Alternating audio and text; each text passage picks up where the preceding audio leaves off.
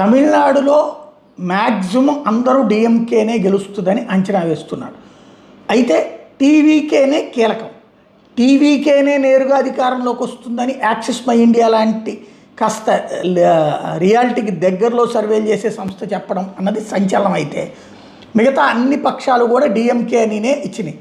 ఒక్క జేబీసీ మాత్రమే ఏఐఏడిఎంకే కూటమి గెలుస్తుందని ఇచ్చింది. పీపుల్స్ పల్స్ వాళ్ళు 65 నుంచి 80తో ఎన్డీఏ, ఎస్పీఏ 125 నుంచి 145 గెలుస్తుందని, మ్యాట్రిజ్ వాళ్ళు 87 నుంచి 100తో ఎన్డీఏ సరిపెట్టుకుంటే 122 నుంచి 132తో ఎస్పీ అంటే డిఎంకే బ్యాచ్ అనమాట.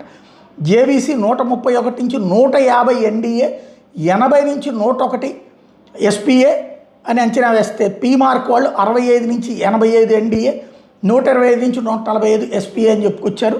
అయితే ఓవరాల్గా చూసుకుంటే ఇతరులకి అంటూ టీవీకేకి పీపుల్స్ పల్స్ వాళ్ళు 2 నుంచి 6 ఇస్తే, మ్యాట్రిజ్ వాళ్ళు 10 నుంచి 18 ఇస్తే, జేబీసీ 2 నుంచి 5 ఇస్తే, పీ మార్క్ 16 నుంచి 32 ఇచ్చింది.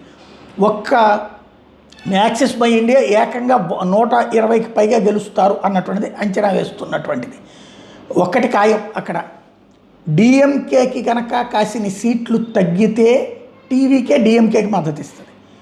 ఒకవేళ కనుక ఒక 50-60 టీవీకే తెచ్చుకుని ఏఐఏడిఎంకే ఒక 60-70 తెచ్చుకుంటే విజయ్ని సీఎం చేస్తే బయట నుండి ఏఐఏడిఎంకే మద్దతు ఇస్తుంది. ఇది తమిళనాడులో జరిగేటటువంటి లెక్క.